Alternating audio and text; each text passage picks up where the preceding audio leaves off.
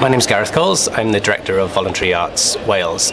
Nethon ni ceisio sicrhau bod ein digwyddiad sef y gwyl celfyddydau iechyd meddwl yn gynhwysol ar gyfer gwirfoddolwyr, yn enwedig gyda iechyd meddwl mewn golwg, trwy roed llawer ar waith i sicrhau y gallai mynychwyr i'r digwyddiad a'r gwirfoddolwyr cyfrannu mor llawn a phosib. Enghraifft, wnaethon ni treddnu hyfforddiant ar egwyddorion cymorth cyntaf iechyd meddwl tua wythnos cyn y digwyddiad. Wedyn wnaethon ni cyflwyno sesiynau briffio ar gyfer yr holl wirfoddolwyr drwy gydol y digwyddiad, y gwyl i gyd. Trefnwyd ystafell dawel hefyd, rhag ofn bod rhywun sydd ei angen gymryd bach o amser allan.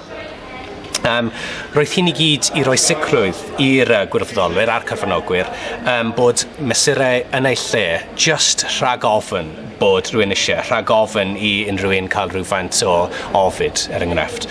A wnaethon ni ceisio recrwtio pobl sydd â phrofiad byw a yn ogystal â profiad proffesiynol o broblemau iechyd meddwl.